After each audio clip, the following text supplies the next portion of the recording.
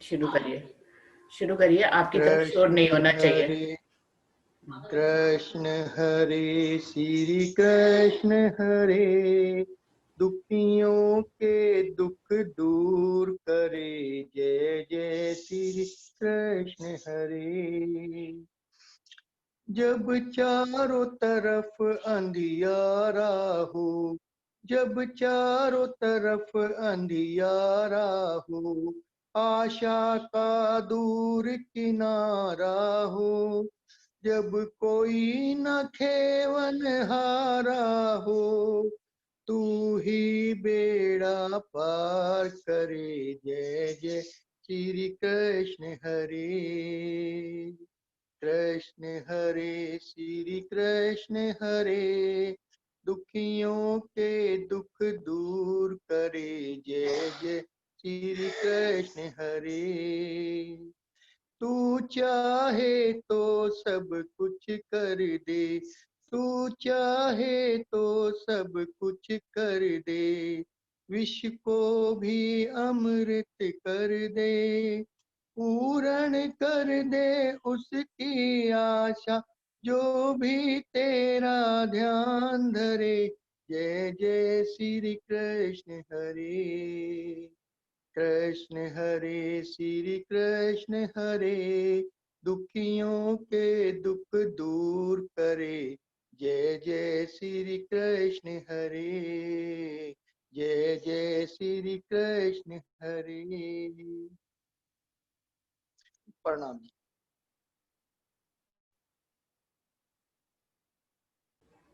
हाँ जी, बोलिए श्री प्राणनाथ प्यारे की जय, बोलिए श्री सतगुरु महाराज की जय। अंशु, आप बताइए क्या प्रश्न था? ये अपन ने कल श्यामा रानी का श्रृंगार भी कर लिया, पहले राज्य का श्रृंगार भी कर लिया, अब उसके बाद फिर से बीच में मूल मिलावा क्यों आ गया, जबकि नूर सागर में पूरा मूल मिलावे का वर्णन आ चुका है, वापस उन्होंने रिपीट किया, ऐसा क्यों हुआ ये समझ नहीं आया बीच में। वैसे तो मुझे लॉजिक तो इसका मुझे नहीं समझ में आ रहा, और सुंदर साथ बताएंगे, क्योंकि पूरी वाणी में ही कई बातों को बार बार ही दोहराया गया है। अब ये बात तो ऐसे कि राज्य का पहला श्रृंगार और श्यामा महारानी का पहला श्रृंगार हो गया, तो फिर बाद में दूसरा भी आया, फिर तीसरा भी आया। बिल्कुल ऐसे ही मूल में लावे का वर्णन भी बार बार ही आता है। ऐसी बहुत सी ऐसी बातें, जैसे सदगुरु की पहचान के लिए तो गुजराती में भी और फिर हिंदी में भी है, जीव को भी धिक्कारने के गुजराती में भी है और हिंदी में भी है। तो ऐसे बहुत सारी बातें मुझे तो लगता है कि बार बार इंद्रावती कहती हैं, क्योंकि उनको बार बार कहना ही है कि हम बातें भूल जाते हैं, तो हमें बार बार याद दिलानी है। बाकी और सुंदर साथ बताएंगे कि क्या कारण है कि क्यों नूर सागर में मूल मिलावे का वर्णन आ गया, फिर दोबारा से 64 थम चौक खिलवत का बेवड़ा दोबारा से क्यों आ रहा है। किसी के दिल में और कोई बात आ रही हो तो जरूर हम लोगों से शेयर करें और बताए सुंदर साथ। अंशु, आपके ही दिल में कोई बात है क्या इसके लिए? नहीं, अभी दीदी कुछ समझ आया नहीं है। और कोई सुंदर साथ? विजय दीदी, कुछ ऐसा लग रहा है आपको इसमें कोई बात है खास?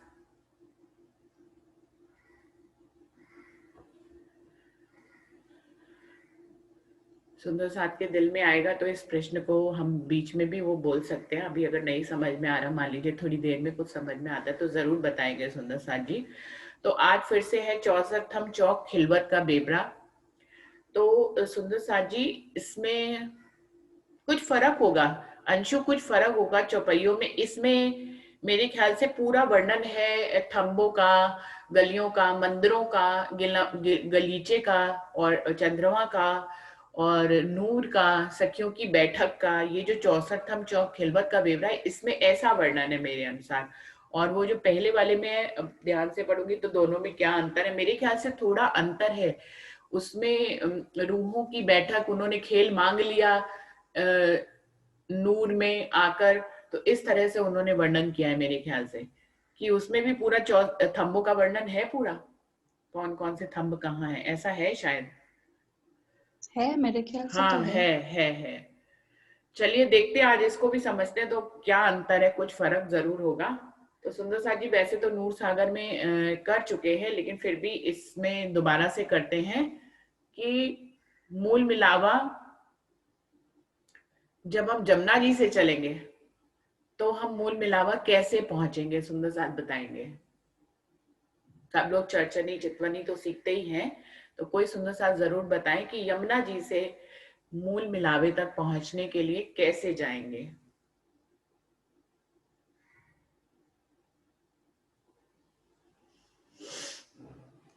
ये पहला प्रश्न है।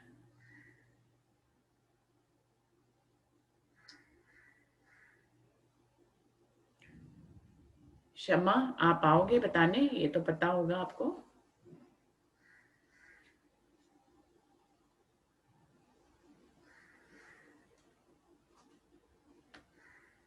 विजया दीदी,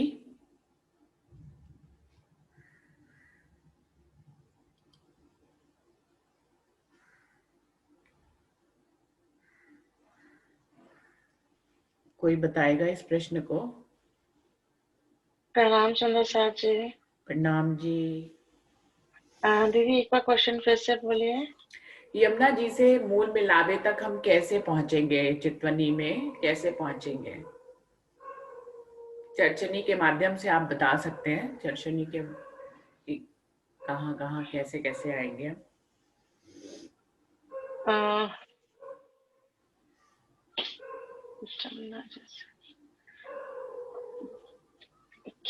जहाँ तक मैंने सुना हुआ है सुंदर साहब के मुखारविंद से, वो ये है कि हम लोग केलपुल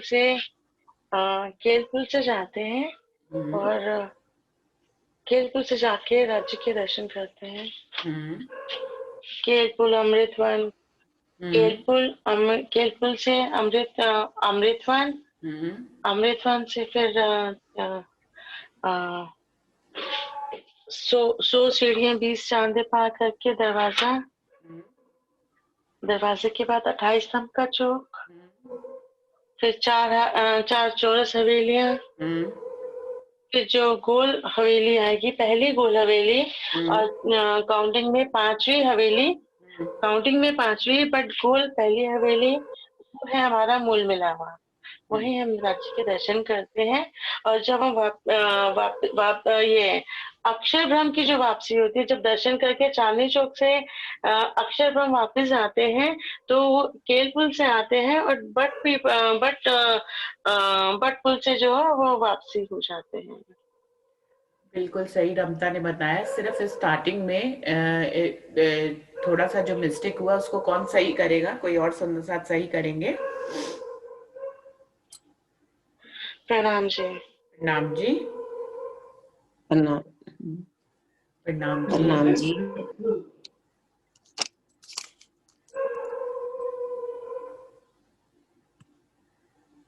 प्रणाम जी। प्रणाम जी। अरुणा जी बताइए। बताएं, मतलब चितवनी के हिसाब से शॉर्ट में ही थोड़ा सा बोल पाऊंगी। जैसे हद को पार किया, 14 लोकों को पार किया जी। 14 लोकों को पार करते हुए अष्टवरण 7 शून्य को पार करते हुए बेहद में पहुंचे। बेहद में वही अक्षर ब्रह्म के चारों पाद अव्यकृत, एकदम से याद ही नहीं आ रहा, सबलिक ब्रह्म, केवल ब्रह्म और सत्य स्वरूप, जी जी, इनको पार करते हुए हम फिर आगे पहुंचे, जहाँ खूब सुनसान मतलब बड़ा है, मतलब बड़ी रांग से आगे चले गए।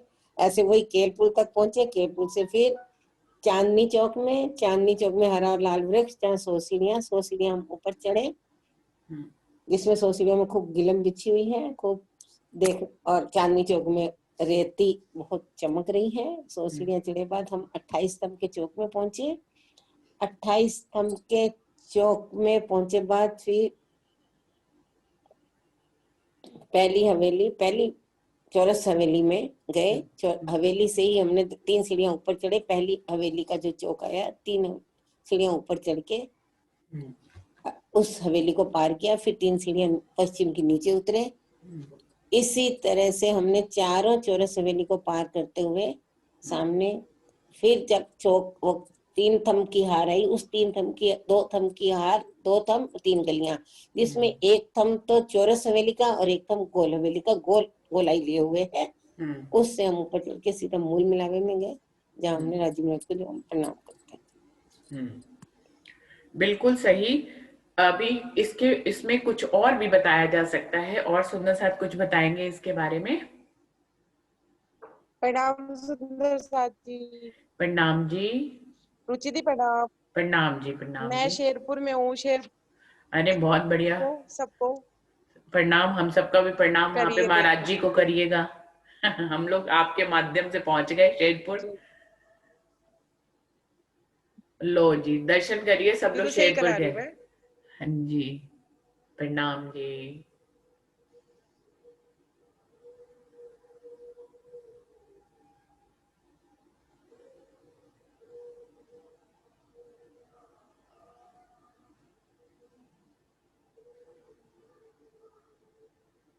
बहुत सुंदर। सारे सुंदर साथ है पुजारी जी। हम्म। आपके भी दर्शन कराती है सारी सुंदर साथ आप।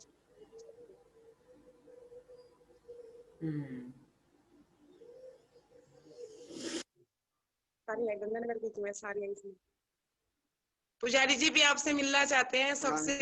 हाँ जी, प्रणाम कराइए जी। जी कर रहे। प्रणाम जी। प्रणाम जी।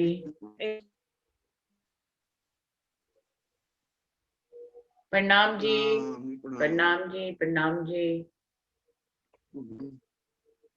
देखिए टेक्नोलॉजी, देखिए पुजारी जी कितने दूर बैठे आपके दर्शन कर रहे हैं।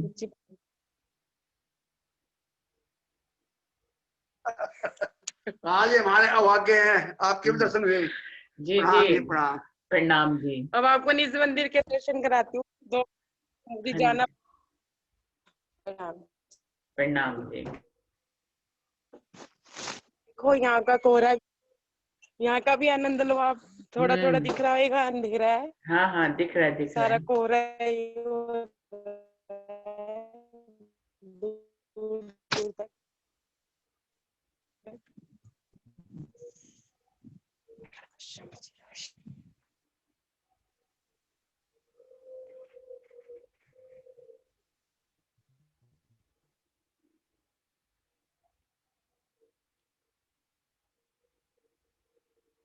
ये पॉज हो गया, मुझे लगता है नेट पॉज हो गया है उनका। मंदिर में भोग लग रहा है ना अभी। हाँ जी, दिखाइए। पर्दा किया हुआ है। अच्छा, पर्दा किया हुआ है। चलो, मैं तो कहूंगी आज का दिन बहुत शुभ निज है। मंदिर में भोग। हाँ, आपकी आवाज थोड़ी कट के आ रही है, ये पर देखिए मैं। राज्य की। हाँ जी, ये कौन सुंदर साथ बैठे हैं? यहाँ नेटवर्क थोड़ा कम आता है। हाँ, ये सुंदर साथ बैठे बस हुए 1 पाठ कर। मिनट पर्दा हट रहा है, 2 मिनट। ठीक है, मैं कहूंगी आज का दिन बहुत शुभ है। हाँ महाराज जी जी, हाँ जी। स्वयं हमारी क्लास में आए हैं, है ना? हाँ, वो उन्होंने आपका आशीर्वाद दिया। आप मूल मिलाप सही। कर रहे थे ना, अपने बिल्कुल दर्शन हो रहे थे बिल्कुल। अपने को। सही सही। बस और 2 मिनट। महाराज जी स्वयं, बड़े महाराज जी हम लोग के क्लास में आए हैं खुद दर्शन देने। इससे बढ़िया बात क्या हो सकती है? हाँ देखो आप।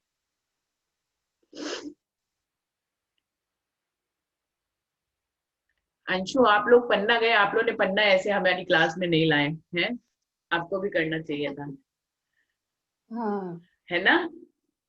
नेट की प्रॉब्लम रहती थी वहां, मेरे फोन तो चल ही नहीं रहा था, नेट नहीं आ रहा था उसमें। अच्छा अच्छा। तो इतने 3-4 सुंदर साथ गए थे, कोई भी ट्राई करता तो ऐसे क्लास में फिर पन्ना जी भी आ जाते हैं सही बात है। रिकॉर्डिंग में। दर्शन कराओ, वही कहाँ गई रंजना जी? पर्दा हटा। वीनू मेरी स्क्रीन पे क्यों नहीं दिखाई दे रहा? पता नहीं दीदी, आपकी भाभी जी आपकी स्क्रीन पे क्यों नहीं दिखाई दे रहा? अभी नहीं दिखा, अभी नहीं दिख रहा, अभी गायब ही है दीदी। भाभी जी अभी गायब है, अभी उनका नेट मेरे ख्याल से चल नहीं रहा, तो इसलिए दिखाई नहीं दे रहा है। मैं थोड़ी देर के लिए पॉज कर दे रही हूँ। वो साथ आ रहे हैं आगे के बारे में बताने के लिए। इसमें कुछ और बताया जा सकता है जो थोड़ा सा छूट गया है, उसको कौन सुंदर साथ पूरा करेंगे? सभी बहुत अच्छा बताए हैं दोनों ने, लेकिन फिर भी कुछ छूटा है जो और सुंदर साथ पूरा करेंगे। कौन बताएंगे?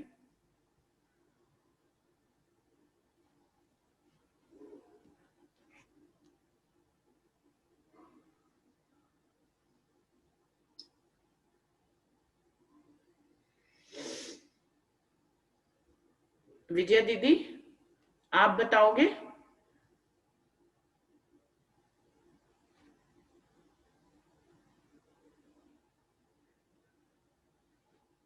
अंजू, आप बताओगे? क्या वो सफिशिएंट नहीं है? ये सारे स्टेप्स जरूरी हैं?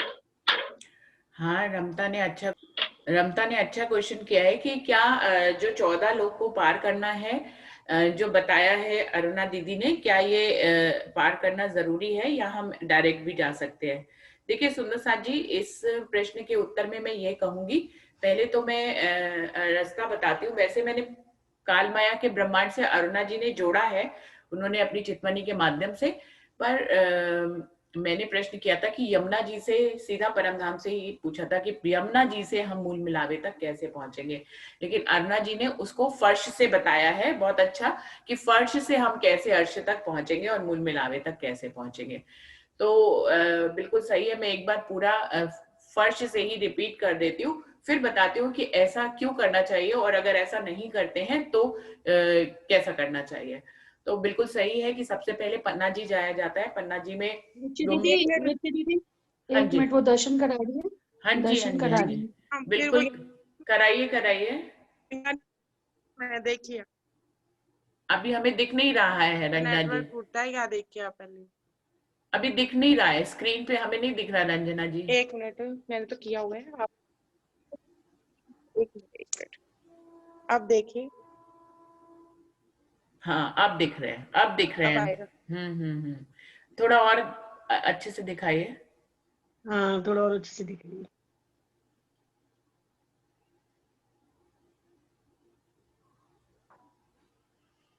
रंजना जी, हमें आप दिख रही हैं, महाराज जी नहीं दिख रहे कैमरा हैं। रिवर्स करें, कैमरा रिवर्स करें। आपको कैमरा रिवर्स करना पड़ेगा, उन्होंने पहले भी रिवर्स करके दिखाया, उनको पता है, पर पता नहीं कोई नेट की प्रॉब्लम होगी।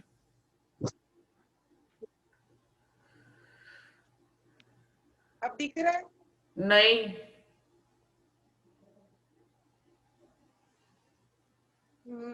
कैसे दिखाऊं फिर आपको? एक मिनट, अब दिख रहा है? अंशु कह रही है आपको कैमरा रिवर्स करना पड़ेगा तब दिखेगा, अभी तो नहीं दिख रहा है। अब दिखना है शुरू हुआ, मुझे तो लेकिन क्लियर दिख रहा है। आप अभी अभी आप हमें दिख रहे हो। सेवा महाराज जी की अभी नहीं दिख रही, अभी तो कुछ भी नहीं दिख रहा।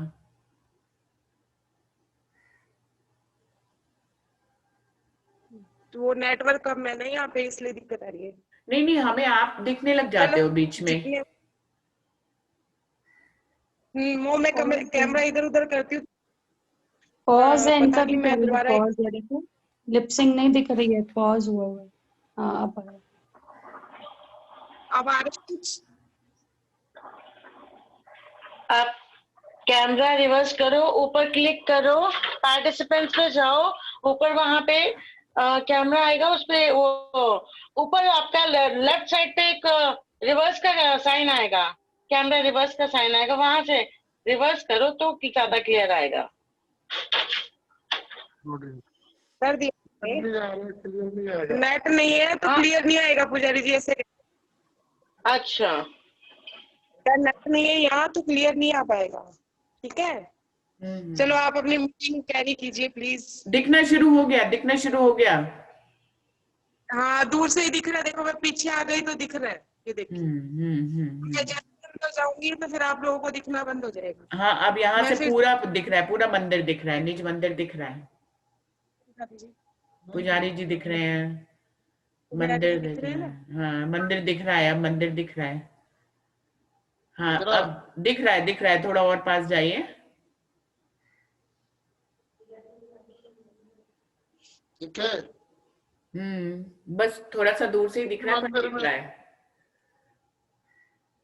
हाँ हाँ, अब दूर से नेट अच्छे आते हैं, पास से नहीं आते हैं। मंदिर निज मंदिर में नेट बहुत कम आते हैं। प्रणाम जी। प्रणाम जी, प्रणाम जी। नेट अगर सही चलिए प्रणाम जी। प्रणाम जी, प्रणाम जी। तो सुंदर साथ जी आगे बढ़ते हैं।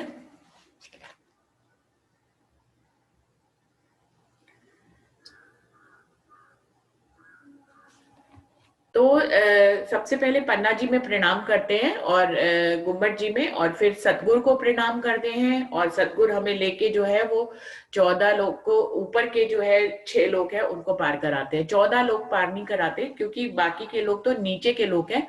ऊपर के 6 लोगों को पार कराते हुए सतगुरु हमें योग माया के ब्रह्मांड में ले जाते हैं। वहां पे अव्याकृत ब्रह्म, सबलिक ब्रह्म में अगर रुकते हैं तो वहां पे ब्रज और रास की लीला खंड है, उसको हम देखते हैं। और फिर सबलिक ब्रह्म से आगे केवल ब्रह्म, और केवल ब्रह्म के आगे फिर सत्स्वरूप ब्रह्म को पार करते हुए सर्वरस सागर पे आते हैं। और सर्वरस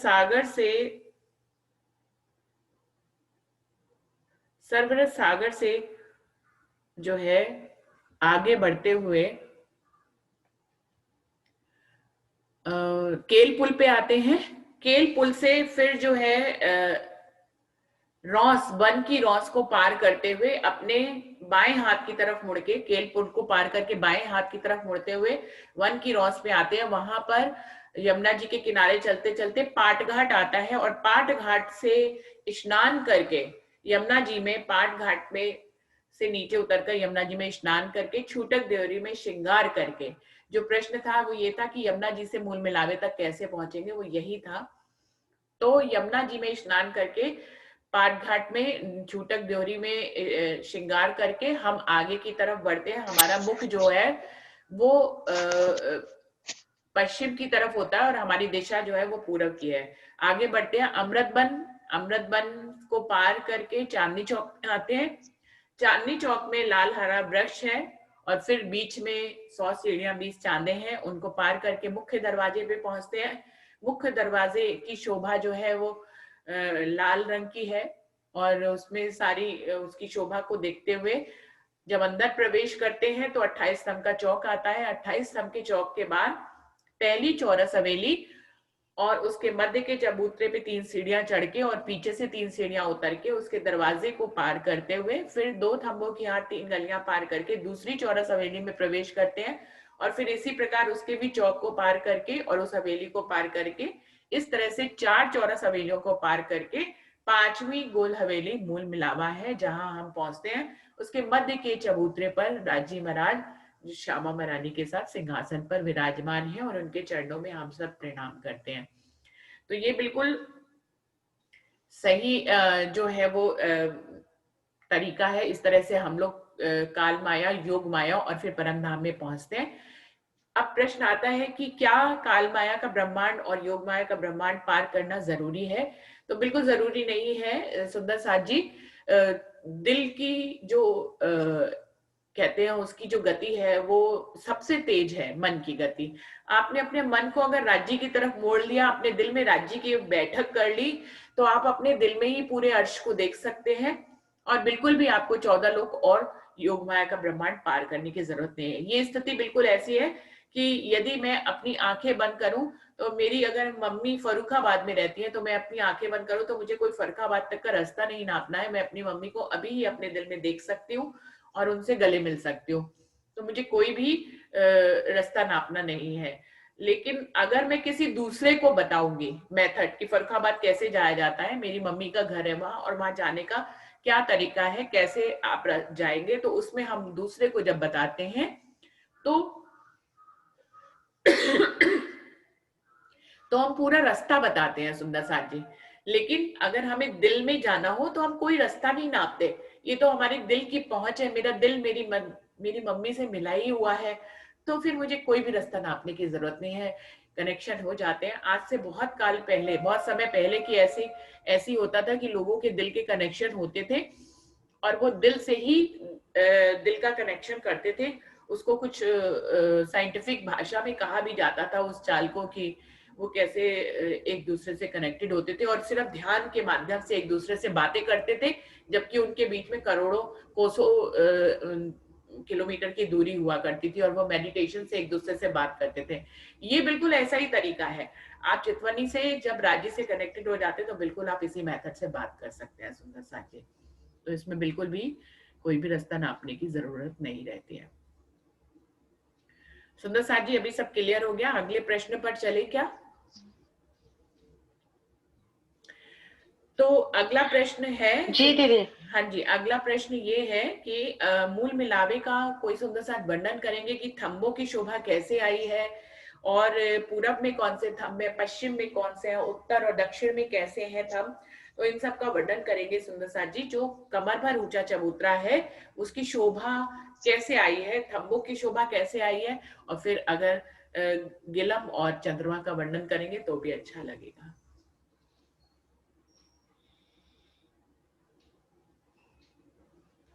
कौन वर्णन करना चाहेगा थंबों का?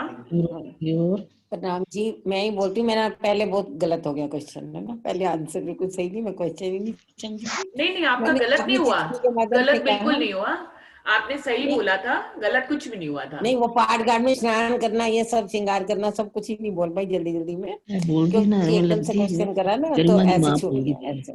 बिल्कुल बोलना तो चलिए, हमें लग रहा था। अभी दोबारा से पहले तो बोलिए। मैं क्या बोलूं, क्या बोले क्या? हाँ जी, आप बोलिए बोलिए। पूर्व की ओर क्वेश्चन यही था, उसका मूल मिलावे में बैठे हैं जहाँ हाँ, वहाँ 4 अंक के थंब। 4 दरवाजे आए हैं। जी जी। पूर्व दिशा में 5 का, दक्षिण पहले दिशा में 5 और फिर मानिक उसके का साथ 7, वो बाद में बताती हूँ। ऐसा चारों दरवाजे बता के फिर वो बता दूंगी। आप अपने पूर्व ढंग से दिशा में बताइए। 5 का, दक्षिण दिशा में मानिक का, पश्चिम दिशा में नीलवी का, उत्तर दिशा में पुखराज का। प्रत्येक दरवाजे के आगे 2-2 थंब आए हैं, 2 5 के 2, इस प्रकार 8 थंब हो गए। पूर्व के दरवाजे के 5 थंबों के दाएं बाएं नीलवी का एक थंब, 2 थंब नीलवी के हो गए। इसी प्रकार पश्चिम के दरवाजे में नीलवी के थंबों के दाएं बाएं नीलवी का 5 के थंब। इसी प्रकार पश्चिम के दरवाजे में नीलवी के थंबों के दाएं बाएं 5 के 2 थंब आए हैं। दक्षिण के द्वार के मानिक थंबों के दाएं बाएं 2 थंब पुखराज के आए हैं। उत्तर के द्वार के 2 दरवाजों के दाएं बाएं मानिक के थंब आ गए। इस प्रकार 4-4 थंब होंगे। अब 12 थंब, 4-4 थंब चारों दरवाजों के पास हो गए। अब उसके बाद आता है 12 थंबों का बात आती है। हीरा, लसनिया, गोमादिक, मोती, पन्ना, परवाल, हेम, चांदी, नूर, कंचन, फिरोजा और कपूरिया, ये 12 थंबों का बात हो गई। इस तरह से 12 थंब और 4 थंब 16 थंबों का, 16-16 थंबों के 4 गोलाई में 64 थंब आए हुए हैं। ये थंबों का ब्यौरा है। नीचे गिलम बिछी है, ऊपर वो है। बस प्रणाम जी। प्रणाम जी, बिल्कुल सही आपने थंबों का वर्णन किया है सुंदर साथ जी। और कोई और सुंदर साथ जी गिलम, सिंहासन और चंद्रमा का वर्णन करना चाहेंगे? आशा भाभी, आपने माइक खोला हुआ है, आप बताओगे सिंहासन कैसा है? मेरा माइक कैसे खुल गया भाई? आपका माइक बहुत देर से खुला है, आप जो रिपीट कर रहे हो वो भी सब आ रहा है। आप थंबों को अरे रिपीट कर रहे थे, उनके से वो सब आ रहा था। कोई और सुंदर साथ जी सिंहासन का वर्णन करेंगे? राज्य महाराज जिस सिंहासन पर विराजमान है उसका वर्णन करेंगे।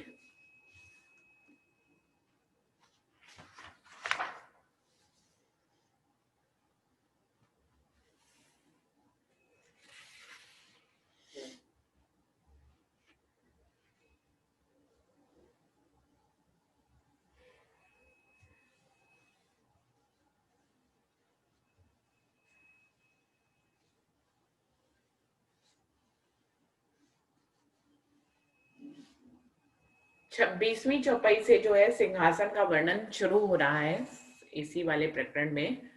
तो सुंदर साथ करें सिंहासन का वर्णन कैसे, क्या है? क्षमा आप बता सकते हैं। विजया दीदी, आज आप बिल्कुल नहीं आ रहे हैं सामने। विजया दीदी। हाँ बहन जी, प्रणाम जी। प्रणाम जी, सिंहासन का वर्णन करेंगे विजया दीदी?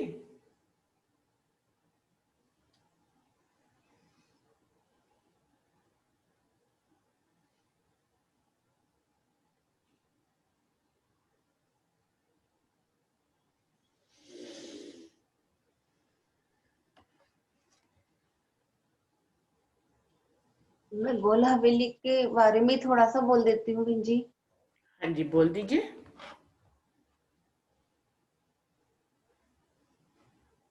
गोल हवेली के चबूतरे के किनार पर 64 थंब आए हैं, जिसके बीच में कठेड़ा लगा है। नीचे गिलम और ऊपर चंद्रमा आया है। चारों दिशाओं में कमर भर की सीढ़ी आई है। चारों द्वारों को छोड़कर चारों खांचों में 16-16 थंब आए हैं, जिसमें 4-4 थंब धातु के और 12-12 थंब नगों के आए हैं। कठेड़े से लगते हुए तकिए आए हैं। मध्य में सिंहासन आया है, जिस पर श्री राज श्यामा जी विराजमान है। पूरे चबूतरे पर तकियां भराई के बैठी है। इन विधि सात जी जागिए, बताए द्यों रे जीवन। श्याम श्यामा जी सात जी, जित बैठे चौक वतन। प्रणाम जी। प्रणाम जी। कोई और सुंदर साथ मूल मिलावे का कोई और ढंग से वर्णन करना चाहेंगे? अगर सिंहासन करना चाहें तो भी ठीक है, या कुछ और अपनी तरफ से ऐड करते हुए जो उनको दिखाई देता है मूल मिलावे में वो वर्णन करे सुंदर साथ जी। जो कुछ छूट गया हो, अभी जो इतने सुंदर साथ ने कुछ बताया है उसमें कुछ छूट गया हो तो जरूर बताएं। प्रणाम जी सुंदर साथ जी। प्रणाम जी। गोल हवेली मूल मिलावा, जिसके अंदर मेरी आत्मा ने प्रवेश किया। वहां पर मध्य में 1000 पंखुड़ी का कमल का फूल, जिस पर कंचन रंग का सिंहासन, जिसके ऊपर युगल स्वरूप विराजमान है। चारों तरफ सखियां घेर कर बैठी, गलवैया डालकर, बीच में एक उंगली भी नहीं जा सकती है, इतनी पास पास होकर सखियां बैठी। जैसे ही मैंने अंदर पूरब की दिशा से प्रवेश किया तो पूरब की दिशा में 64 थंब चारों तरफ घेर कर, जिसमें 4 मुख्य द्वार, पूरब, पश्चिम, उत्तर, दक्षिण। पूरब में 5 और 7 में लगते हुए नीलवी के 2 थंब। पश्चिम में नीलवी के 2 थंब दाएं बाएं और 7 में लगते हुए 5 के थंब। उत्तर में पुखराज के दरवाजे के साथ लगते हुए 2 थंब और दाएं बाएं माणिक के 2 थंब। और दक्षिण में दाएं बाएं माणिक के 2 थंब और साथ में लगते हुए पुखराज के 2 थंब। और बीच में वही 12 नगों का बेवरा, हीरा, माणिक, पुखराज, नीलवी, लसनिया, गोमादिक, मोती, पन्ना, परवाल, हेम, चांदी, नूर, फिरोजा और कपूरिया। ये 16 थंबों का बेवरा, चारों तरफ 64 थंब हो गए।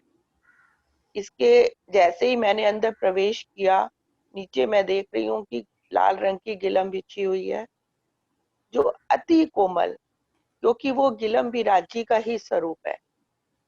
और जैसे ही मैंने उस पे अपना पाँव रखा, वो गिलम इतनी नाजुक है, उसके अंदर मेरा पाँव धंस गया,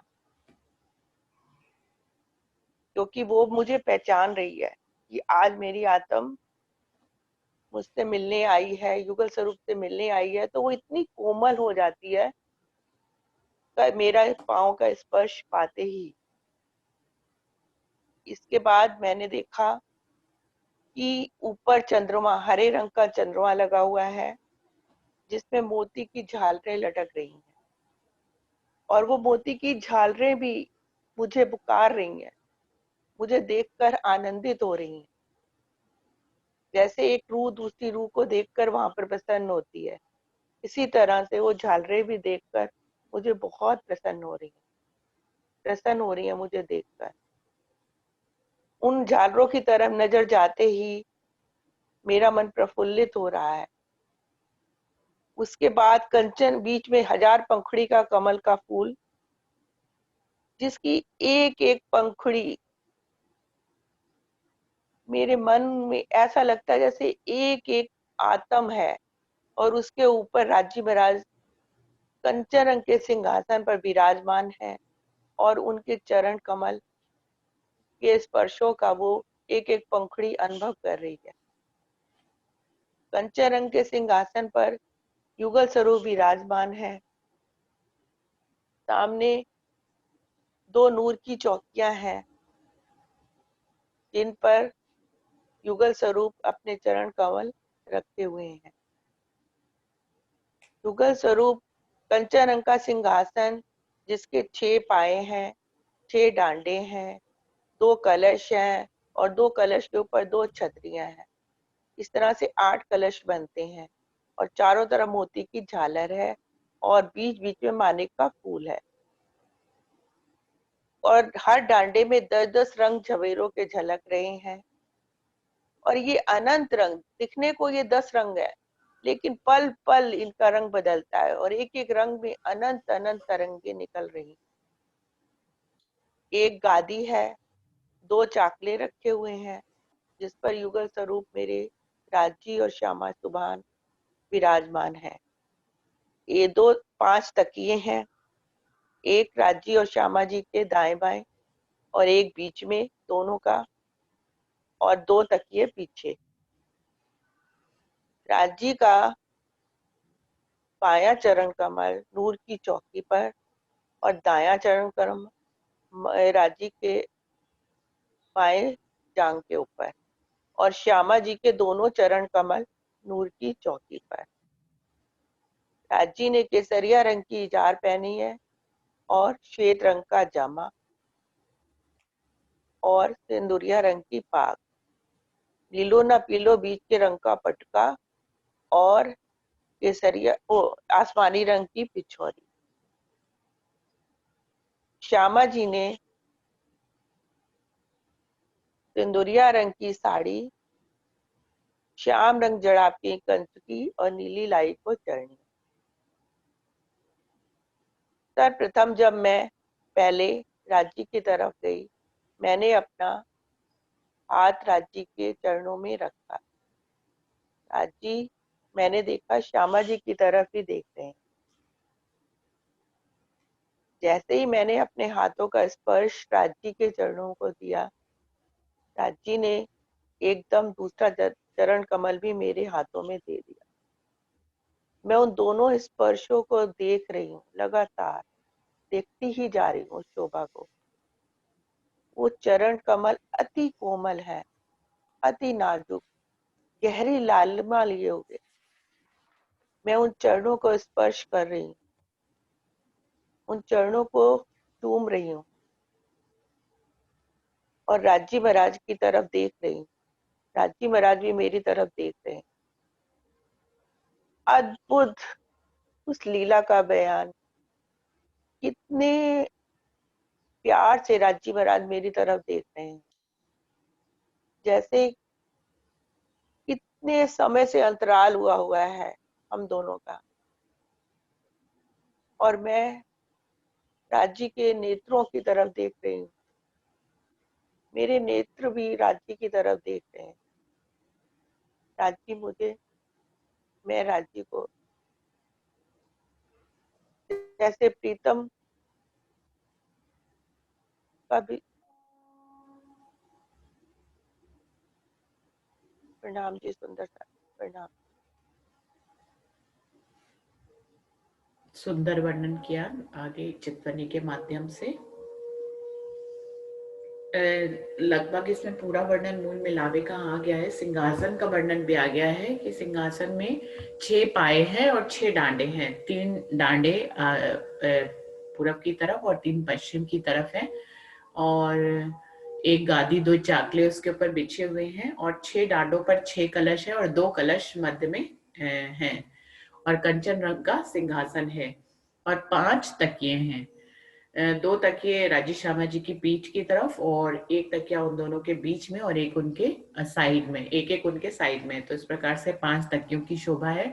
सभी डांडों और छतरियों पे फूलों, पत्तियों और हीरे जवाहरातों की चित्रकारी है। तो ये सिंहासन का वर्णन है और राजी श्यामा जी का वर्णन दीदी ने अच्छे से किया ही है।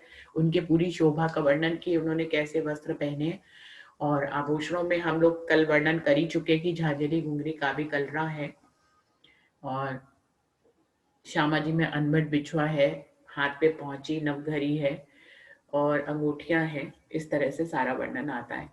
तो ये सुंदर साथ जी मूल मिलावे का वर्णन है। इससे पहले एक बात और जोड़ना चाहूंगी जो किसी ने भी उस बात को जोड़ा नहीं है कि मूल मिलावा खाली मध्य के चबूतरे से ही शुरू नहीं होता है। मूल मिलावे में जो 3 सीढ़ियां, मध्य के चबूतरे से 3 सीढ़ियां उतरते हैं, उसके नीचे भी एक थंबों की हार है जिसके दोनों तरफ परिक्रमा कर सकते हैं 2 गलियों के रूप में। और फिर उसके पहले जो है वो 60 मंदिर भी हैं। वो एक एक मंदिर सब सखियां उसमें अपने रहती हैं। हर मंदिर में पूरी जोगबाई के साथ पूरी अनुपम शोभा है, मतलब सेजा है, सिंहासन है, कुर्सियां हैं, अलमारियां हैं, ड्रेसिंग टेबल है और खाने पीने का सामान है। और हर भूमि में जाने के लिए गुप्त सीढ़ियां भी हैं। जो चारों तरफ 60 मंदिर आए हैं, उनकी भी शोभा मूल मिलावा वहीं से शुरू होता है। जब पहली चौथी चौरस हवेली से 5वीं गोल हवेली मूल मिलावा में प्रवेश करते हैं तो 4 मुख्य दरवाजे भी हैं और उन 4 दरवाजों के बीच में 60 मंदिर भी हैं।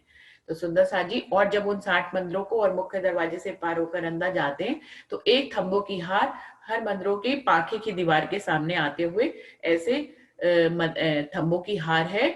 और उनके तरफ से नीचे से भी परिक्रमा कर सकते हैं राज्य महाराज की। और फिर उसके बाद 3-3 सीढ़ियां हैं चारों दिशाओं में और कमर भर ऊंचे चबूतरे पर चढ़ते हैं और फिर वहां की शोभा का वर्णन सुंदर साथ ने सबने आगे किया ही है। तो ये 60 मंदिरों की शोभा का वर्णन रह गया था मूल मिलावे का, जो कि किसी भी सुंदर साथ ने नहीं किया था। तो वो मूल मिलावा वहीं से ही शुरू होता है सुंदर साथ जी। तो ये तो हो गया सारा मूल मिलावे का वर्णन। सिंहासन रखा हुआ है और गिलम के अंदर ही तखत छुप जाता है, दिखता भी नहीं है। इसी को ही तखत कहा गया। जो 6 डांडे और 6 पाए हैं, उन्हीं के माध्यम से ही सिंहासन विराजमान है। तखत तखत के ऊपर विराजमान है दीदी। अच्छा, नीचे पहले 4 पायों का एक तखत है, उसके ऊपर सिंहासन विराजमान है। देखिए इसमें जो 26वीं चौपाई है, जिनमें बैठिया 24-25वीं चौपाई से पढ़ रही हूँ। जिनमें बैठिया बीच में याही विद गिरदवाए, तरफ चारों लग कठेड़े, बीच बैठा साथ भराए। किरणा उठे नई नई, सिंहासन की जोत, कई तरंग इन जोत के नूर नगों से होते हैं।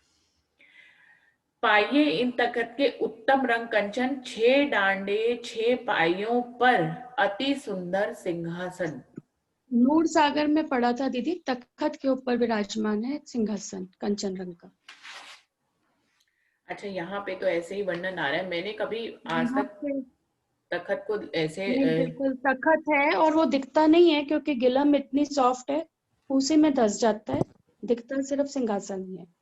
अच्छा, प्रणाम जी, प्रणाम जी। हाँ जी, ये बात बिल्कुल सही है। नूर सागर में भी आता है और तो लालदास जी की बड़ी व्रत में भी आता है वर्णन। अच्छा, कि तखत के ऊपर सिंहासन है। तो फिर इसमें भी नाम तो आ रहा है तखत का, लेकिन मेरे अनुसार कि सिंहासन को ही तखत करके, जो उसके बैठने की जगह उसको ही तखत करके कहा गया है, जिसके नीचे 6 पाए लगे हैं और उनके ऊपर 6 डांडे, इसी को ही तखत करके कहा गया है।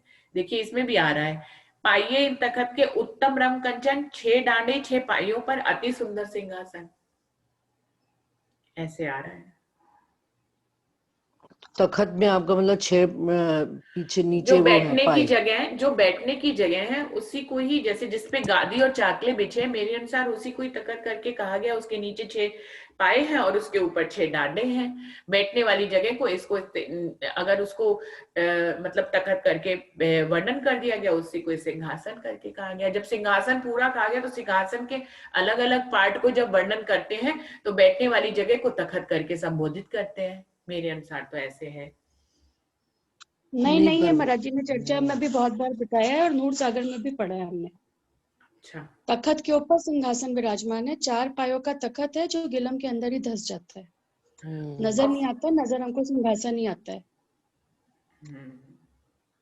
प्रणाम जी सुंदर साथ जी। प्रणाम जी। सब सुंदर साथ को प्रणाम। तो असल में क्या है, तखत अगर तखत ना रखा होता, यदि रुचि जी जैसे कह रहे हैं, अगर तखत ना रखा होता, सिंहासन रखा होता, तो सिंहासन आप खुद सोचो कि सिंहासन उसके जो पाए भी ना दिखते, फिर 6 पाए जो हम बार बार वर्णन कर रहे हैं वो ना दिखते, क्योंकि वो धस जाते हैं अंदर। तो ये स्पष्ट दिख रहे हैं। तो तखत के ऊपर रखा हुआ है सिंहासन, और जिसके 4 पाए हैं तखत के, लेकिन वो दबने के कारण नजर नहीं आते। और सिंहासन तखत के अगर डायरेक्ट रखा चार होता, पाए हैं, ऐसा वर्णन कहाँ पे आ रहा है? तखत है जिसके 4 पाए हैं, फिर उसके ऊपर सिंहासन रखा है जिसके 6 पाए हैं, अलग अलग से वर्णन आ रहा है कहीं पे? यदि अगर सिंहासन डायरेक्ट रखा जाता तो वो दिखाई, फिर उसके पाए 6 पाए जो हम बोल रहे हैं वो दिखाई ना देते, क्योंकि गिलम इतनी सॉफ्ट है कि वो दब जाती है। और पाखड़ियां, 64 पाखड़ियां, ऐसे लगता है 64 पाखड़ियों के अंदर सिंहासन लगा हुआ है राज्य का। वो फिर एकदम डायरेक्ट ऐसा वो ना आता, फिर वो 6 पाए भी ना नजर आते। यदि अगर डायरेक्ट रखा जाता तो वो 6 पाए फिर दब जाते हैं गिलम के अंदर। सुंदर साथ जी, राधा दीदी, मैंने कभी ऐसा सोचा नहीं, शायद ये सही हो, लेकिन मुझे नहीं लगता कि धस जाए, क्योंकि ये तो वहां पे मनचाही पातशाही है। अगर वहां पे सिंहासन धसना नहीं है तो नहीं धसेगा ना वहां पे। तो ये तो गिलम सॉफ्ट का वर्णन करते हैं कि भाई, और कहीं पे भी ऐसा नहीं आता है। कोमलता का वर्णन आता कि उसमें धस जाते हैं, ऐसा वर्णन मैंने तो चौपाइयों में कहीं पे भी नहीं पढ़ा। और मतलब ये कोमलता का हमेशा वर्णन आता है कि बहुत कोमल है, बहुत कोमल है, ऐसा वर्णन आता है। लेकिन उसके अंदर धस जाता है कुछ, ऐसा वर्णन मुझे तो पढ़ने में कभी भी नहीं आया। लेकिन अब आप लोग कह रहे हो और महाराज जी ने वर्णन किया, तो मैं दोबारा से इस बात को देखूंगी, दोबारा से देखूंगी, और फिर मैं समझूंगी कि मैंने अभी तक ऐसा कभी चितवनी में कभी किया ही नहीं है ऐसा। क्योंकि अभी चौपाई में भी आपने पढ़ा ना कि तखत का वर्णन आ रहा है। मैं बता तो रही हूँ कि किसको तखत कह रहे हैं। सिंहासन की, जैसे उन्होंने कहा कंचन रंग का सिंहासन है, जिसके अब उस सिंहासन के अलग अलग पार्ट का वर्णन कर रहे हैं। उसमें कह रहे हैं कि 6 पाए हैं, 6 डांडे हैं। तखत जो है, तखत के ऊपर ही उन्होंने कहा है 6 पाए 6 डांडे। तखत के नीचे 6 पाए हैं, तखत के ऊपर 6 डांडे हैं। तो मेरे अनुसार बैठने वाली जगह को, जिसको ईश और उपले भी कहा जाता है सुंदर साथ जी, वाणी की भाषा में ईश और उपले कहा जाता है। ईश किसको कहते हैं? तखत का जो पूरब और पश्चिम वाला हिस्सा होता है उसको ईश बोलते हैं, और जो साइड वाले ऐसे होते हैं उत्तर और दक्षिण वाले जो तखत के, उसको उपले बोलते हैं सुंदर साथ जी। तो ये अलग अलग वर्णन, सिंहासन के अलग अलग पार्ट का वर्णन होता है। मेरे अनुसार जिस जगह पर ईश और उपले की जो जगह है, और जिसके ऊपर गादी और तकिए बिछे हुए हैं, जिसके नीचे 6 पाए हैं, जिसके ऊपर 6 डांडे हैं, उस वाली जगह को तखत करके वर्णन किया गया है अलग पार्ट के रूप में, जिसके ईश और उपले हैं। अभी लेकिन मैं आपकी बात को बिल्कुल अच्छे तरह से समझ रही हूँ। और लेकिन ये जो आप लोग बार बार कह रहे हैं कि वो धस जाता है, दिखाई नहीं देता, उसके ऊपर सिंहासन है, मैंने ऐसा वर्णन कहीं चौपाइयों में नहीं पढ़ा 18,000 में। फिर भी मैं दोबारा से देखूंगी, और इसको हम लोग कल मैं कल अच्छी तरह से इसको देख के आपको समझ के बताऊंगी, क्योंकि मैंने चितवनी में भी कभी इस ढंग से चितवनी की ही नहीं कि पहले सिंहासन है, फिर उसके ऊपर पहले तखत है और फिर उसके ऊपर सिंहासन है, जो हमें दिखाई नहीं दे रहा। और जिसके 4 पाए अलग से वर्णन हो कि पहले तखत है जिसके 4 पाए हैं, फिर उसके ऊपर सिंहासन है जिसके 6 पाए हैं। मैंने ऐसा अलग अलग वर्णन कहीं नहीं पढ़ा है। प्रणाम जी सुंदर साथ जी। सुंदर साथ जी, हम सब जो 20-22 जने बैठे हैं, अगर किसी और ने कुछ पढ़ा हो या कुछ अनुभव किया हो तो वो भी अपने विचार शेयर करे। बिल्कुल बिल्कुल। और हाँ जी, ये तर्क वितर्क का विषय नहीं है। यदि हमें समझ में आता, हमने कहीं पढ़ा है कि वहां पर तखत है, और किसी दूसरे ने भी सुंदर साथ ने पढ़ा है, तो वो चौपाई जरा सामने लाए। हाँ जी, प्रणाम जी, मेरे को चौपाई मिल गई है। नूर सागर में है ये चौपाई।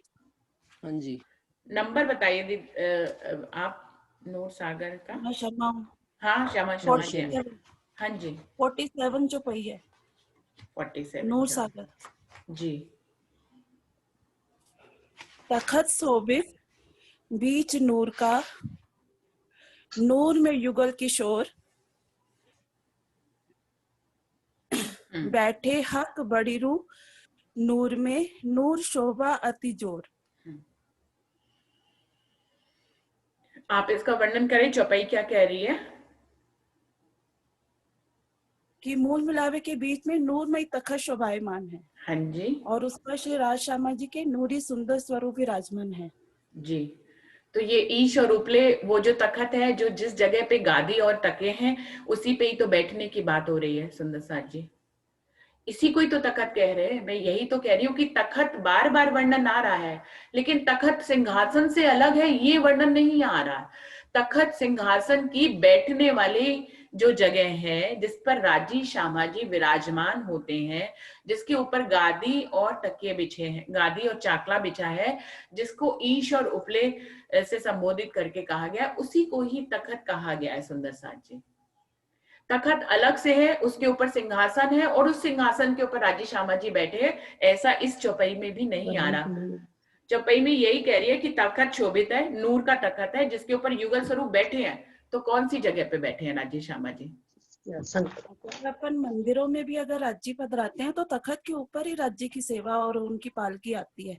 देखा जाए तो हर मंदिर में हम देखते हैं, पन्ना जी में भी तखत के ऊपर ही सिंहासन विराजमान है। सुंदर साथ जी, ये बात हमने लालदास जी की बड़ी व्रत में भी पढ़ी थी और हमारे यहाँ पर डिस्कशन भी बहुत चला था इसी बात पर। तखत और सिंहासन के लिए?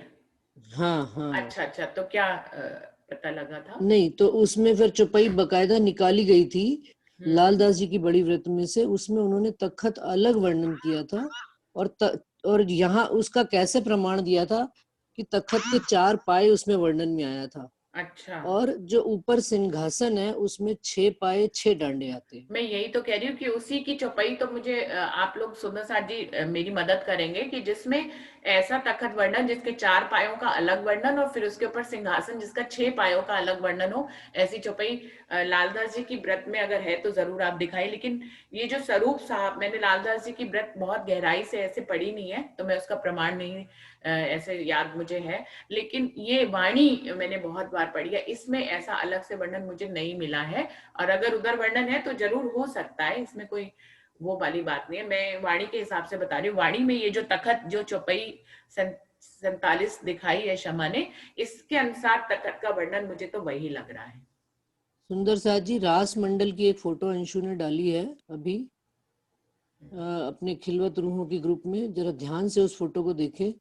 तखत और जो सिंहासन है उसमें फर्क करना मुश्किल हो रहा है, लेकिन देखिए तखत है, जैसे ऐसा लग रहा है कि तखत के ऊपर ही उन्होंने 6 डांडे 6 पाए खड़े कर दिए। ध्यान से देखें सुंदर साथ जी जरा उसको, खिलवत रूहों की मैंने वो पिक्चर खोली हुई है।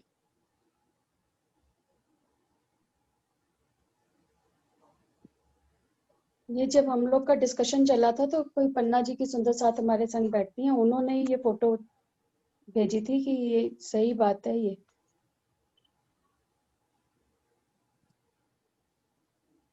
नहीं अंशु, तुम भूल गए हो, अपन ने उसमें अपनी लालदास जी की बड़ी व्रत में भी ये ऐसा ही पढ़ा था वर्णन। हाँ जी दीदी, व्रत में भी पढ़ा है, चौपाई में भी पढ़ा है। हाँ। और ये बात उस वक्त मान नहीं रही थी, तो उसके बाद जब रासमंडल की सेवा बाहर आनी थी तो उसको किसी ने पिक भेजी, तो उसने कहा दीदी आप उस वक्त बिल्कुल ठीक कह रहे थे, ये देखो यहाँ पे भी ऐसे ही है।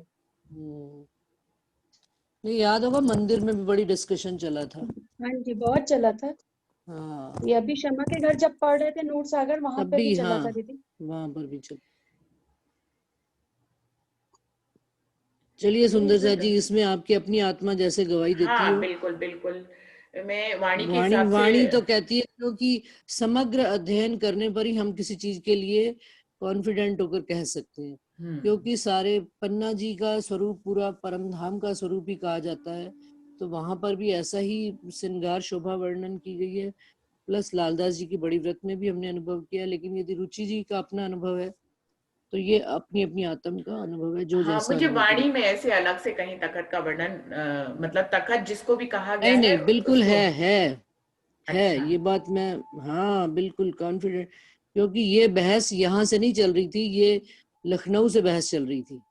मैं इसका भी हम तुमको लोग तो रीजन इसको बहस नहीं समझ रहे हैं, हम तो समझ रहे हैं कि हम हाँ, मैं बहस के रूप में नहीं कह रही हूँ। हाँ, मुझे अगर तखत का वर्णन आपको चौपाइयों में मिले तो मेरी गलतफहमी को आप सब लोग मतलब ये आपकी नहीं, मैं एक्चुअली आजकल बहुत बिजी रहती हूँ, नहीं तो मैं लालदास जी की व्रत में से ढूंढ कर बिल्कुल फोटो डाल ही दूंगी। अभी आज सेवा करूंगी तो उसमें से देख कर डाल दूंगी।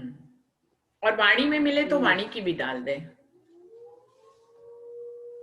वाणी में से भी वाणी में से उसने नूर सागर की जो चौपाई सुनाई है उसके आगे पीछे उसका पूरा वर्णन भी आता है, वो आगे पीछे देखना पड़ेगा, वो भी देख लूंगी। वाणी में एक्चुअली जब पढ़ रहे थे अपन तो इसमें इन्होंने सिंहासन को भी कहीं पे तखत बोला है, इसलिए कंफ्यूजन होता है कि दो चीजें हैं कि एक चीज है। यही तो पर 47वीं इसको चौपाई जो है ना उसमें भी मेरे अनुसार तो सिंहासन को ही तखत करके कहा गया है। इन्होंने चौपाइयों में कई बार सिंहासन के लिए भी तखत वर्ड का यूज किया है, इसलिए दो चीजें समझ पाना मुश्किल होता है, बट ये दो हैं, ये अपन ने बड़ी वृत्त में पढ़ा हुआ है पहले। अभी सुंदर सा जी, हाँ जी, एक बात कही जाती है चौपाई में, वर्णन करना बारीक से बारीक, तिनका भी बारीक। तो ये चीज वैसे ही है कि किसी चीज को नजर हमारी चली गई तो उसका बारीकी से वर्णन करना, तो बारीकी में ये चीज बहुत बारीकी से देखना, कई सुंदर साथ को दिख गई, कईयों को नहीं दिखी, तो इसमें कोई वो बहस, कोई मतलब वो तर्क वाली बात नहीं है। कोई तर्क वाली बात नहीं है, आपको जैसे दिख रहा है ये तो आपके राज्य और आपके बीच की बात है ना, और आपको क्या राज्य दिखा रहे हैं। चलिए अगला क्वेश्चन कीजिए। अभी मूल मिलावे का तो प्रश्न हो ही गए, आज डॉली दीदी आई नहीं थी तो उन्होंने कहा कि मैंने तो कोई प्रश्न बनाए नहीं हुए थे, मैं तो ऐसे ही जो समझ में आ रहा है वो प्रश्न करते जा रहे हैं। अभी राज्य के श्रृंगार जो दूसरा है उसका मंगलाचरण जो है सुंदर साथ जी, उसमें पहली चौपाई का ही वर्णन सुंदर साथ करेंगे। बहुत ही सुंदर चौपाई है और इसके ऊपर तो किरंतन बोला भी जाता है कि अर्श तुम्हारा मेरा दिल है, तुम आए करो आराम, सेज बिछाई रुच रुच के यही तुम्हारा विश्राम। पहले इंदु दीदी आ गई हैं तो वो मेरा वाला प्रश्न उस टाइम शायद दीदी नहीं थी, वो भी उनसे भी डिस्कस कर लें। हाँ, आप अपना प्रश्न दोहरा दीजिए। ये राज्य का श्यामा जी का श्रृंगार के बाद वापस मूल मिलावे का वर्णन बीच में डाला है, इसका कोई रीजन है, कैसे आ गया बीच में? बिल्कुल वही वर्णन है, बारीकी से बारीकी के, जैसे रूह गई अंदर इंद्रावती जी तो राज्य और श्यामा जी के स्वरूप में मगन होगी तो उन्होंने उनके श्रृंगार का वर्णन किया। अब जैसे कहते ना श्रृंगार को देख लिया तो फिर नजर चारों तरफ घूमने लगी, तो फिर मूल मिलावे का वर्णन आना, फिर मूल मिलावे से और नजर खुली तो देखा भाई जिस कमरे में गोल कमरे में बैठे हैं उसमें भी चारों तरफ 60 मंदिर है, नीचे भी एक परिक्रमा है।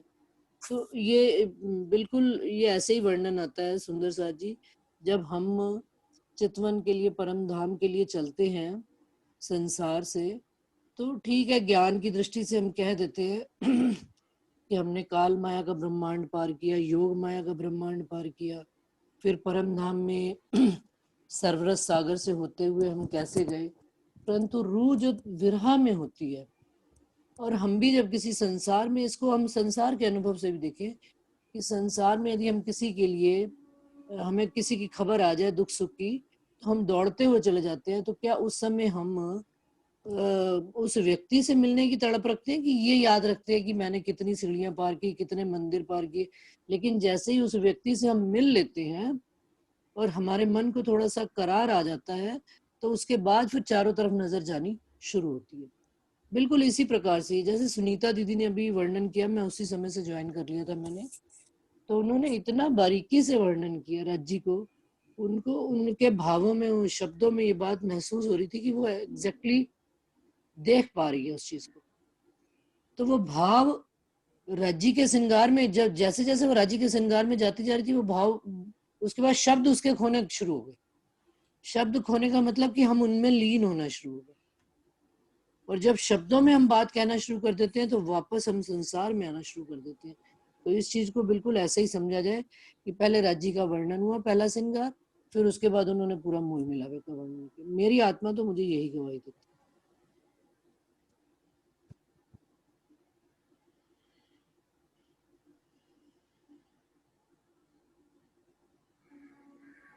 प्रतिभा दीदी, आप लोगों ने बहुत अच्छा सीखा हुआ है, कुछ आप भी अपना वर्णन अनुभव करें ना, अनुभव करें, वर्णन शेयर।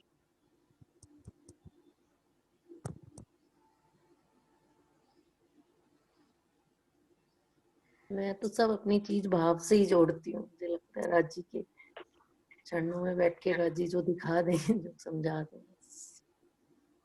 ठीक है।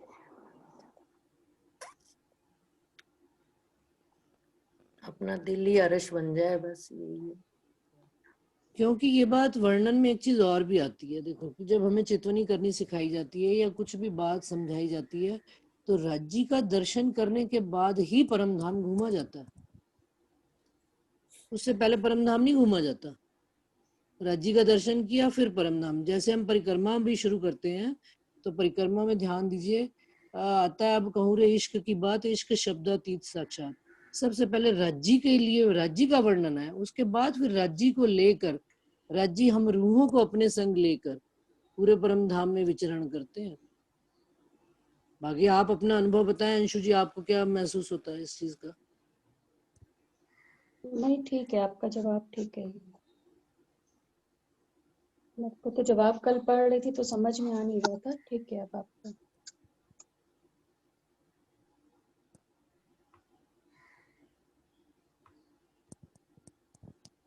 हाँ जी, नेक्स्ट क्वेश्चन क्या पूछा?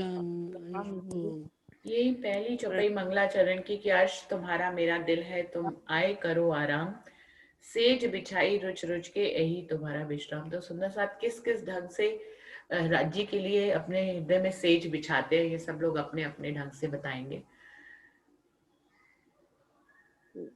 रुचि जी एक मिनट, लाल दास की मैंने व्रत खोली है, उसमें तो नहीं लिखा हुआ, वही 6 पाए 6 डांडे ही लिखे।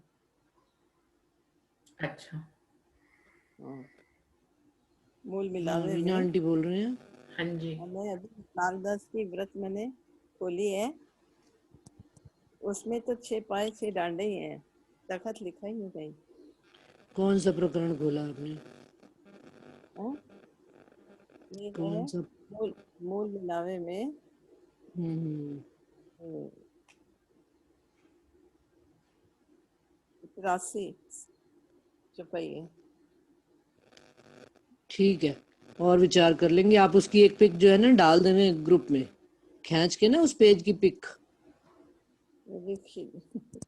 हाँ हाँ कोई बात नहीं, बाद में डाल देना, अभी क्लास जब खत्म हो जाएगी, कोई जल्दी नहीं है, ठीक है ना? सुंदर साथ जी, बिल्कुल ऐसे ही एक प्रश्न बहुत पहले उठा था कि सिंहासन जो है वो मध्य में है या फिर नीलवी के थंबों के बगल में है। कि ऐसा आया था कि लालदास जी की व्रत में नीलवी के थंबों के बगल में सिंहासन का वर्णन आ रहा है, और ऐसी सिंहासन मध्य में, अधिकतर वाणी में वर्णन जो है वो मध्य में आ रहा था। तो उसमें भी ऐसा था कि मतलब 2 जगह, बाद में यही निर्णय हुआ कि दोनों जगह वर्णन है, मतलब पूरी वाणी में तो मध्य में ही वर्णन है, लालदास जी की व्रत में वो नीलवी के थंबों के पास में भी उन्होंने वर्णन किया है। तो लालदास जी ने अपनी चितवनी में राजी महाराज के सिंहासन को मूल मिलावे में पीछे की तरफ देखा, पश्चिम की तरफ। तो चितवनी, हाँ चितवनी के है ऐसे ही मेरे अनुसार। तो अगर ये बात वहां पे लालदास जी की व्रत में तखत का वर्णन आता है अगर, और अलग से 4 पायों और फिर उसके ऊपर 6 पायों का वर्णन अगर है यदि, तो मुझे लगता है कि लालदास जी ने ऐसा देखा, वाणी में इसी ढंग से वर्णन है, तो दोनों ही बातें सही हो सकती है। परमहंसों की चितवनी अलग अलग भी हो सकती है, जरूरी नहीं, और सब चीजें वहां तो चलायमान है ना परम धाम में। तो उसको किसी फिक्स कैटेगरी में करने से तो बल्कि हम बाउंड हो जाएंगे। वहां पे तो सब गतिशील है, सब चेतन है, तो सब कुछ हो सकता है। ये देखे, इन दुलीचे पर शोभित कंचन रंग सिंहासन, 5 नीलवी के लगते झलकत नूर रोशन। यही जो ये चौपाई आप बता रहे हैं ना, इसी में आ रहा है कि 5 नीलवी से लगता हुआ सिंहासन है गिलम के ऊपर। तो ये वाली चौपाई से लिया गया था, तो यही था कि दोनों जगह सिंहासन हो सकता है। तो बिल्कुल ऐसे ही मुझे लगता है कि ये वाली बात भी बिल्कुल वैसे ही है कि तखत के ऊपर सिंहासन हो सकता है या खाली गिलम के ऊपर सिंहासन हो सकता है। ये दोनों बातें इंद्रावती ने चितवनी करी तो वैसे उन्होंने वर्णन कर दिया उन्होंने, और लालदास जी ने चितवनी करी तो उन्होंने तखत के ऊपर सिंहासन का वर्णन कर दिया। तो वहां तो सब चेतन है ना, रूह की चाहना के अनुसार सब कुछ होता है, तो वहां पे कुछ भी हो सकता है सुंदर साथ जी, वहां पे हम लोग बाउंड नहीं कर सकते उसको। सिंहासन वैसे भी दीदी अपन यहाँ पे भी देखें तो शादियां होती हैं तो मैरिज के लिए स्टेज ऊंची बनाई जाती है, उसके ऊपर सिंहासन दूल्हा दुल्हन का रखते हैं। तो राज्जी श्यामा जी का सिंहासन जमीन पे तो नहीं रखा गया होगा आई थिंक। जमीन कहाँ है, गिलम है अंशु? गिलम है, फिर भी मीन्स इतने नीचे तो नहीं रखा होगा, उसको भी किसी चीज के हाइट पे ही रखेंगे। मंदिर में भी हम सिंहासन पधराते हैं तो ऐसे ही पधराते हैं, तख्त के ऊपर ही, नीचे तो किसी मंदिर में नहीं रखे जाते। जमीन ऐसा पर हो सकता है। गिलम पर वो कमल का फूल लगा हुआ है ना, उसी के ऊपर रखा है, तो वो कमल का फूल बाहर खिलाता है। फूल लगा नहीं हुआ आंटी, फूल की आकृति गिलम के ऊपर ही बनी बनी हुई है ना, तो वो फूल ही बन जाता है फिर जब सिंहासन हाँ, ऊपर रखते हैं। है तो मतलब ग्राउंड लेवल ही तो है ना वो तो। ग्राउंड लेवल तो हाइट तो नहीं हुई ना, हाइट पे ही रखेंगे ना राज्य के सिंहासन को, अगर हम वैसे भी नॉर्मल भी सोचें बात तो। मैं तो इसको ऐसे सोचती हूँ कि दूरी है ही नहीं, हाइट और ऊंचाई नीचाई वहां पर है ही नहीं। वहां पे तो राजी महाराज सिंहासन पर बैठे हैं और सखियां उनके चरणों से लगी हुई अनार के दानों की तरह बैठे हैं। हाइट का मतलब मुझे तो नहीं लगता, बाकी कुछ भी हो सकता है। सुंदर साथ जी, जो ये मैंने कहा है कि सुंदर साथ कैसे भी चितवनी करते हैं, सब परमहंसों की चितवनी को हमको सम्मान देना चाहिए और सभी, और हम उन्हीं के पीछे तो चल सकते हैं, तो कुछ भी हो सकता है। सुंदर प्रणाम बोलना। हाँ जी प्रणाम जी, कौन बोल रहे हैं? आ जाओ। प्रणाम सुंदर साथ जी। प्रणाम जी। आपसे तो कल से प्रणाम करने के लिए कह रहे हैं, आप आ ही नहीं रहे। कैमरा ऑन करिए बबीता जी।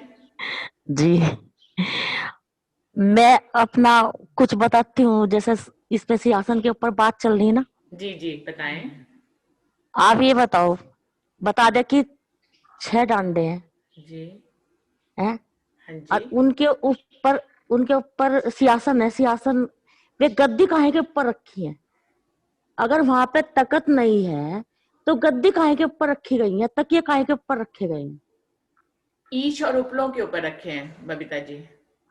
मतलब ये बताया गया ना कि तख्त कहाँ पर, तख्त के ऊपर रखा है जी, कि तख्त के ऊपर सिंहासन है। ये बताओ, अगर तख्त रखा जाएगा तो फिर कमल का फूल कैसे दिखाई देगा? वो नहीं धस जाएगा उसमें? जब पूरा तख्त अंदर धस गया गिलम में, तो कमल का फूल भी तो धस जाएगा। ये कमल का फूल ही सिंहासन है। जैसे गिलम के ऊपर सब बैठे हैं सुंदर साथ, उसमें बीच में कमल है, कमल के ऊपर ही सिंहासन है। सिंहासन के ऊपर वे डांडे सब बताए गए हैं। सिंहासन के बारे में बताया गया है। अगर तख्त नहीं होगा सिंहासन में तो चाकला तकिए कहाँ पे रखे जाएंगे? श्यामा जी कहाँ पे बैठेंगे? मतलब आप यही कह रहे हैं कि जिस तकिए और चाकले जिसके ऊपर बिछे हैं सिंहासन के, उस हिस्से को ही तख्त करके कहा गया है, जिसके 6 पाए हैं और 6 डांटे हैं। मतलब मेरा भी अनुभव विचार यही है जी कि वही तख्त है। वही तख्त अगर अगर हमने कमल के ऊपर तख्त रख दिया और तख्त पूरा का पूरा अंदर धस गया तो फिर कमल कैसे दिखाई देगा? वो भी तो धस जाएगा ना। हेलो अंशु जी वो आपसे पूछ रही है वो। हाँ जी हाँ, मैं कहूँ वो भी तो धस जाएगा ना। अपना अपना इसमें तो देखिए अपना अपना इंडिविजुअल सबका जो नहीं, चितवनी में जिसको जैसा समझ आए। हाँ नहीं, जिसको जैसे दिख रहा हो। हाँ, आपने अपना बताया। हाँ जी बिल्कुल, आपका जैसा अनुभव है आपने वो बताया, ठीक है। हाँ जी, मैं भी वही बता रही हूँ।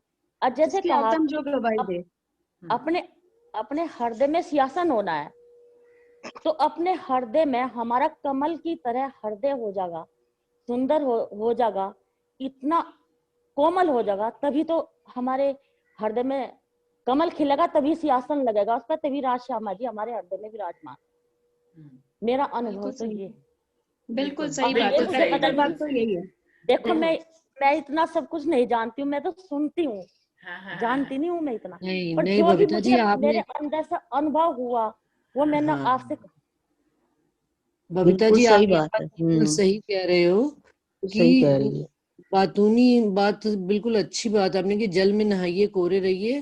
और ये कैसे कि कमल के फूल के समान हमने इस संसार में कचड़े में कमल के फूल के समान जब हमारा दिल खिल जाएगा तो राज्जी श्यामा जी अपने आप ही उससे, तो अपने आपने आप तो ही चौपाई का भी वर्णन तभी कर दिया। सिंहासन लगेगा।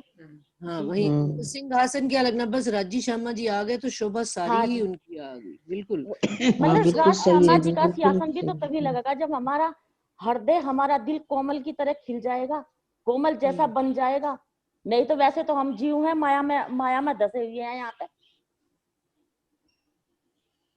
और बहुत जब अच्छा हमारा भाव। कुछ जब जीव पवित्र होगा तभी तो आत्मा बैठ के उस पर खेल देखेगी। बहुत सुंदर भाव ये तो बताया आप। आत्मा ही 2 दिन शांत से है। बिल्कुल चुप थे, हम तो जानते ही नहीं थे आप इतना सब कुछ आप राज्य अरे अनुभव करा रहे हैं। अजीब बात यह है, मैं कभी आज तक ऐसे कभी किसी से बात नहीं करी। मैं मोबाइल पे ऐसे किसी से बोल रही नहीं हूँ, वैसे तो नॉर्मल बात कर लेती हूँ। और इतना मुझे ज्ञान भी नहीं है, मतलब जो मुझे, मैं आपको सुनूं, मुझे कुछ थोड़ा थोड़ा महसूस हुआ तो इसलिए मैंने बोल दिया। नहीं बहुत अच्छा आपने बोला। ऐसे ही कल वो आरसी वाली बात थी। जी जी जी। कि जैसे श्यामा जी की आरसी वाली बात थी कि वो दाएं से देखती है या बाएं से देखती है। तो मेरा अनुभव ये है कि श्यामा जी ने बैठी है तो अपना बाएं हाथ से धीरे से अपने को देखा कि मेरा श्रृंगार हो गया, फिर न राज्य की तरफ घुमा दिया हल्के से हाथ, तो उसमें राज्य को देख लिया। अब ये थोड़ा है कि बायां हाथ राज्य की साइड से है, राज्य तो दाएं हाथ बैठे ना, राज्य तो दाएं हाथ बैठे ना श्यामा जी के, तो दाया हाथ निकाल के सामने लाकर उसमें देखेगी, ऐसे अपने साइड में नहीं देख लेगी राज्य को। तो मेरा तो अपना ये है, ऐसे मैंने मुझे ज्ञान कुछ नहीं है ना, मैंने मतलब किसी भी तरह का मुझे ज्ञान नहीं है, बस थोड़ा बहुत जैसा ये मतलब प्रेम तो है ना, प्रेम तो है ना बबीता जी। प्रेम की भाषा है, प्रेम की में भाषा है। और आज मैं पहली बार मोबाइल पे आप लोगों से बात,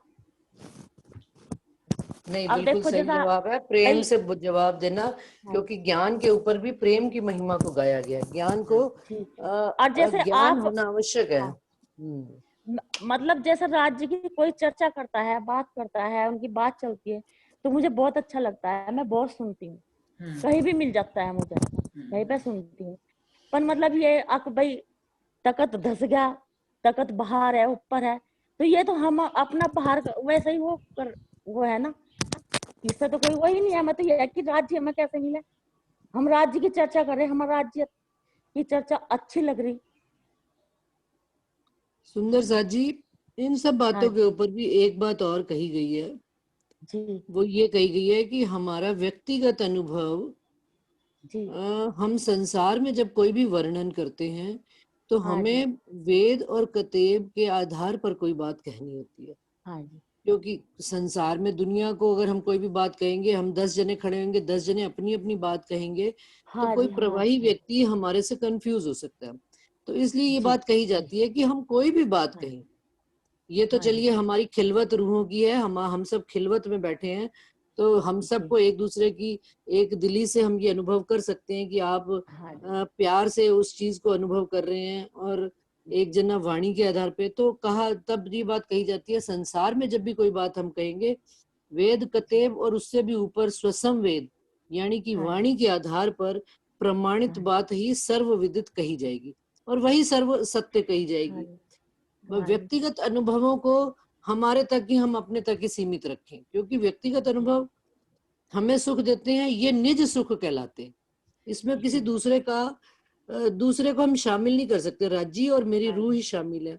और आपने जैसा प्रेम से वर्णन किया, वर्णन में कहीं कमी नहीं है, बहुत अच्छी बात कही है और सब प्रमाणित बात है कि दिल ही यदि कमल के समान नहीं हुआ, निर्मल दिल नहीं हुआ, तो उसमें राज्य श्यामा जी कैसे आकर बैठेंगे। हम ये जितनी बातें कर रहे हैं, हम वाणी के आधार पर बात कर रहे हैं, क्योंकि विज्ञान का युग है, संसार में विज्ञान को ही सर्वश्रेष्ठ कहा जाता है। कोई विज्ञानी आके टकरा गया, हमें कोई बात आती नहीं। यदि आप सहारनपुर के सुंदर साथ हैं तो राजन स्वामी जी को भी सुनते होंगे, या सरकार श्री जी को भी आपने कभी सुना होगा, शेरपुर वाले महाराज जी को भी सुना होगा, मुझे पता नहीं आपकी मैं तो जहाँ पे शेरपुर वाले महाराज जी की जन्मभूमि है, वहीं पे मेरी भी जन्मभूमि है। अच्छा अच्छा अच्छा जी, मैं जोरदे पांडे में जो उनकी जन्मभूमि है, हाँ हाँ हाँ, वहीं पे मेरी जन्मभूमि है। अच्छा, बहुत बहुत नमन आपको। बहुत बहुत प्रणाम सुंदर नमन साहब तो जी। आपको है जी। मैं पास में कहते नहीं कि दिए तले अंधेरा, मैं वहां होते हुए भी कुछ नहीं पता था। तब मैं ये जुड़ी हूँ, तभी तो ये आया आप लोगों की वजह से। नहीं, जुड़ने आप के कैसे बावजूद इस भी ग्रुप के बारे में आपको कैसे पता लगा बबीता जी, आप कैसे जुड़ी? जो अरविंद सिरोले जी हैं, जी जी दादा जी। सखी बोलते हैं उन्हें, हाँ। मैं उनके द्वारा जुड़ी। मैं उनके ग्रुप में हूँ। कभी अच्छा। कभी वो मेरे से बात भी कर लेते हैं, पर मैं वैसे चर्चा वाणी कहीं, मतलब अपना अनुभव कहीं डालती नहीं हूँ, पर वो उनसे कभी कभी बात हो जाती है मेरी। ठीक।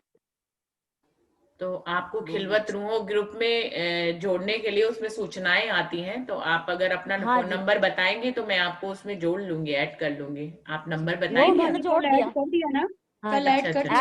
अच्छा ऐड कर अच्छा, दिया ठीक है उन्होंने। ठीक है ठीक जी है, हाँ, ओके जी। काफी दिन हो गए, मतलब नूर ऐसा सागर की नूर साल 2 सागर साल से ऐसे ही, मतलब साल 1.5 साल ही होगा उनसे ऐसे ही, जैसे आपसे हम बात होगी ऐसे ही बात होगी।